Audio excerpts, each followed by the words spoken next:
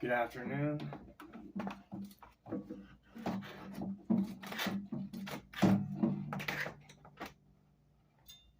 Perfect. Oh, excuse me. I put a lot of effort into this one. We're reading. No. Welcome to Prelude to Ulysses. I'm your host, Josh Groban. I don't feel like reading at all today. But this is Alex reads the Popol Vuh, the sacred book of the ancient Maya Quiche, or Chique. We still haven't looked that up and likely never will. We are drinking sparkling waters here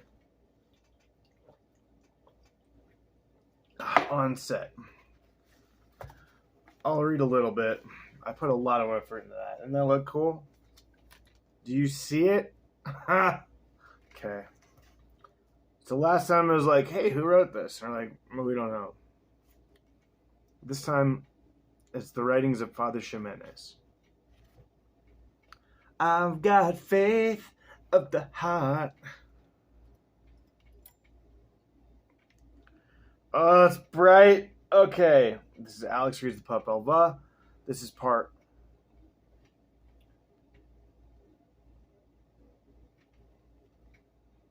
This will be on the. Jesus. You don't need that much light on your face. There you go. That's good. There. That's handsome.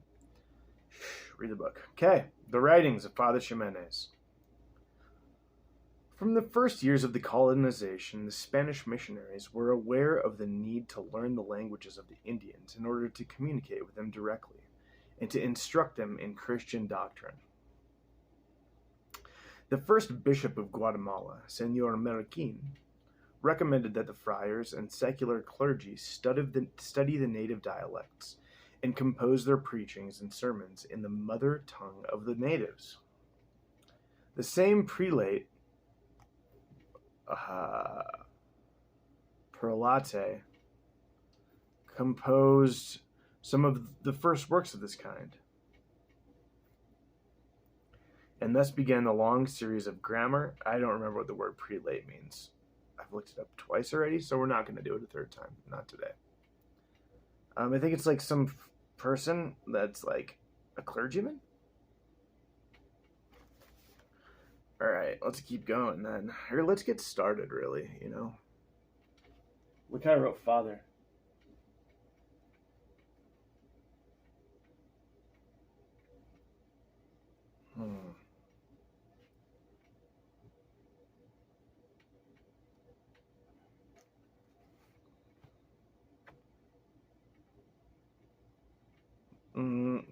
The prelate, which is something I know, composed of the first works of this kind, and thus began the long series of grammars and vocabularies which were written during the colonial period.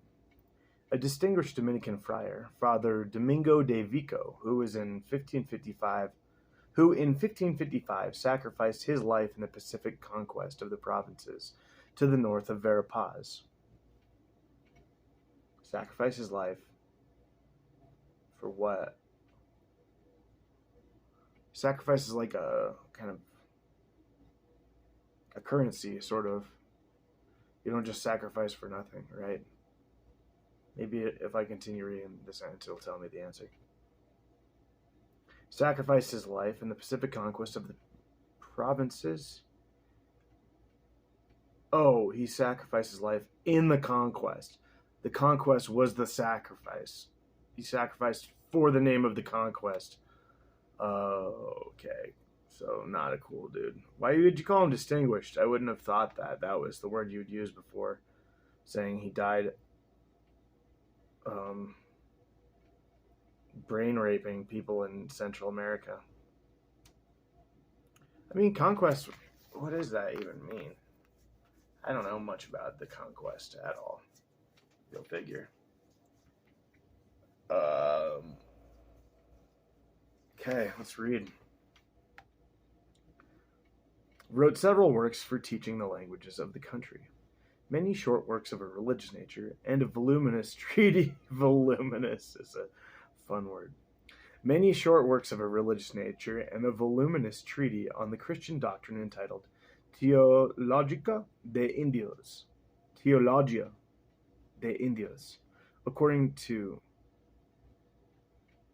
historian Remasal, according to the historian Remasal,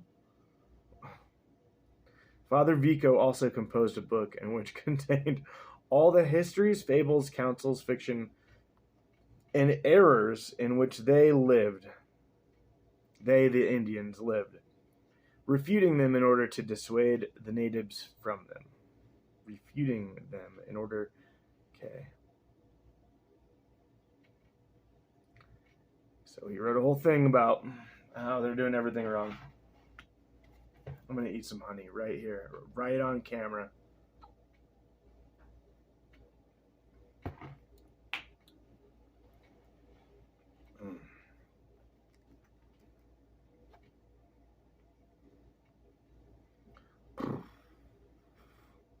So he wrote a book about all the things that they need to change about themselves.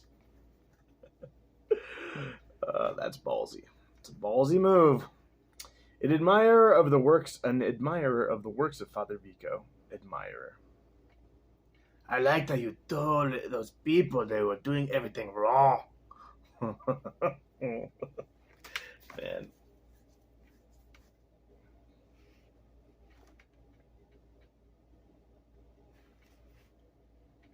I've got faith. I feel like I rolled around in a frickin' cactus farm.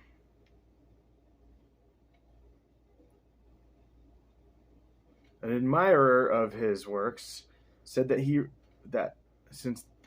admirer of the works of Father Vico said since those times that what he wrote in the Indian languages might be compared, without exaggeration, to what St. Thomas wrote in Latin. Interesting. I don't know who St. Thomas is. I also don't care.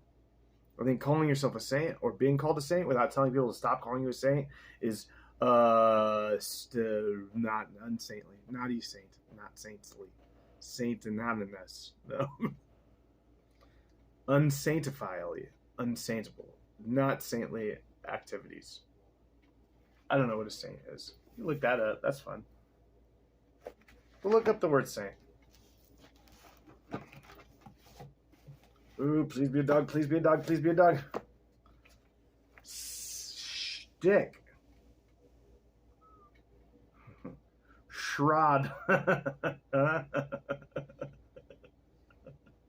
All right, let's get to business. Sap.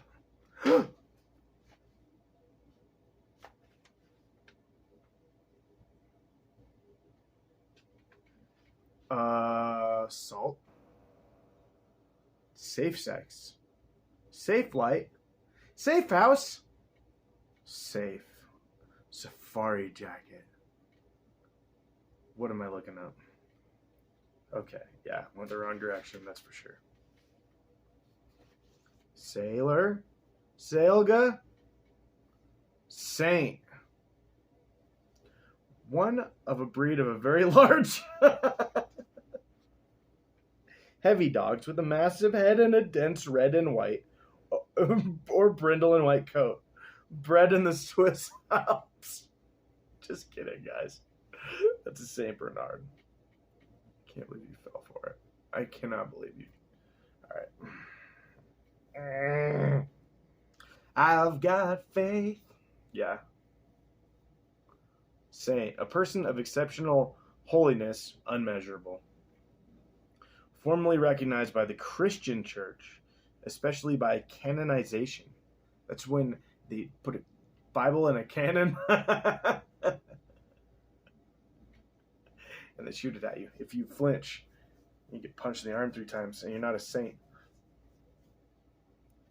Number 2, a person of great virtue or benevolence. Benevolence. Benevolence. Number 3, a founder or patron, as of a movement. Okay. Number 4, a member of any various Christian groups. Oh God, there's people walking around calling themselves saints because of whatever fucking cult they're in. It's cool. Number 5, to acknowledge as a saint, canonize. That's when you put the shroud of Turin over someone's face and then pour a bunch of water on it until they fucking feel like they're drowning and tell you what they need. Tell you what you need. What they need also. All right. Listen, that was not the best aside, but it happened. The Teologia de Indios, written in several of the vernacular languages, and some of the linguistic works of Father Vico are still preserved. The bibliography of this type of writing is extensive, especially in regard to Cochiquel, Quiche, and Ponchonchi. Poconchi?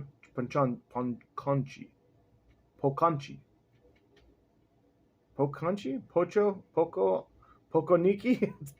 Poconiki, whatever. Poconchi. Poconchi languages.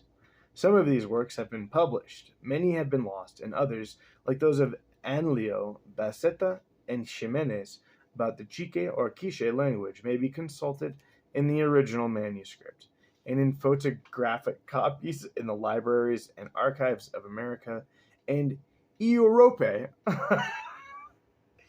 Europe. Europe. The name of Father Francisco Ximenez, however, stands out amongst the other writers of the colonial period for his notable works in the field of philology, natural, religious, and political history. Philology? God, we looked that up too. I'm not doing that again. Yeah, if I can't pick it up through context clues or a toilet seat, I'm not interested in catching it at all.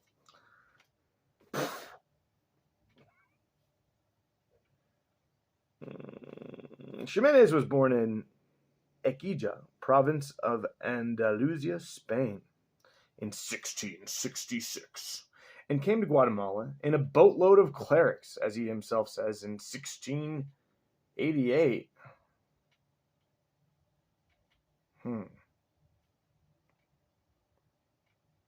At the end of his novitiate, Novitiate, we're going to go ahead and assume that's his missionary journey title. He was ordained priest in Chiapas, and in Guatemala he took the habit of the Dominican order. His superiors in 1694 sent him to work in communities predominantly Indian, which gave him the opportunity to learn the local dialects perfectly. This also provided the stimulus which finally led to his making a deep study of the structure of those native languages, into organizing them into a didactic system for the use of beginners in such interesting material. Way to go, Father Ximenez. I want to drink some more honey. Notice I said drink, not eat.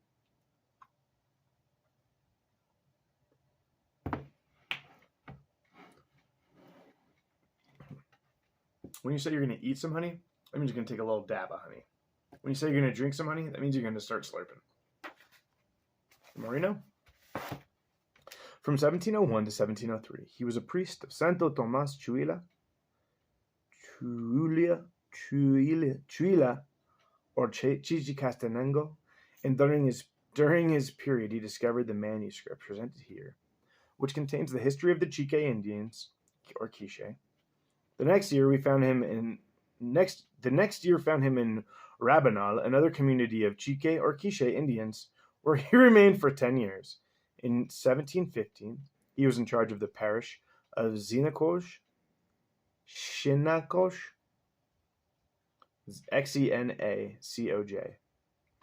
cool word, in the valley of Zacatepecas,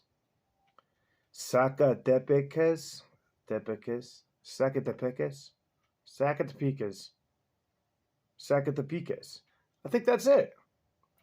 There, in that year, he began to write his most extensive work, the Historia de la Provincia de San Vicente de Chiapas y Guatemala. From 1718 to 1720, he was parish priest of the Candelaria Church in Guatemala City. Candelaria Candelaria. Sorry, Lotus.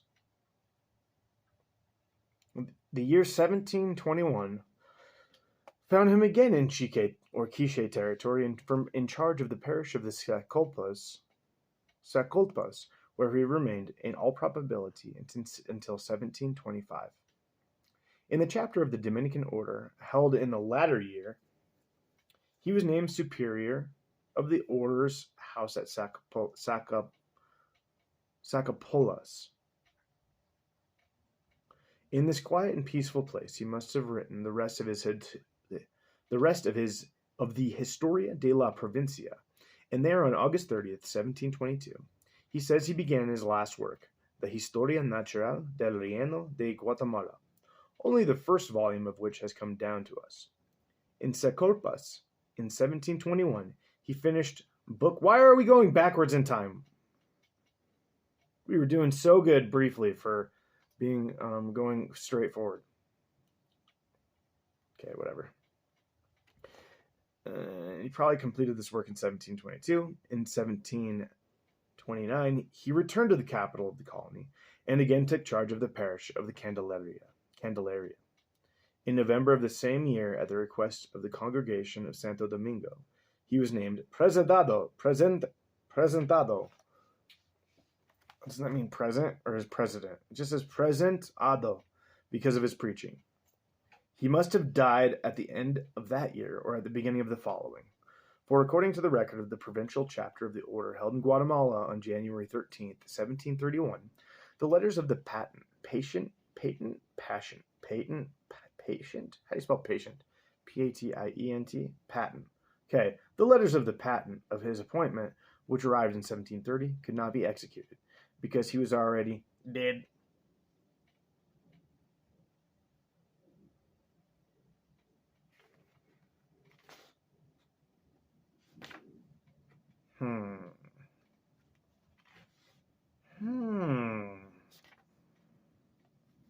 A product of the active and industrious life of Father Ximenez is the series of works of unestimable, inestimable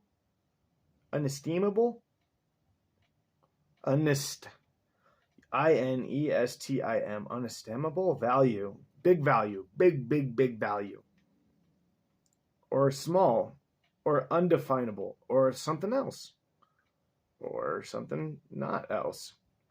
A value, unestimable value in the different branches of learning to which that illustrious Father Friar had devoted his time and exceptional facilities. Fortunately for us, most of those works have been preserved, although some of them have weathered many perils and vicissitudes.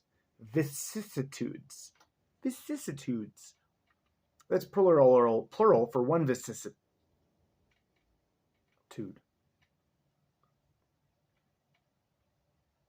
Should we keep going a little more? Matt, I don't care. What do you want to do? I'm not interested in this chapter so much. Why not? I don't know. I think I want to just get to the meat of this thing.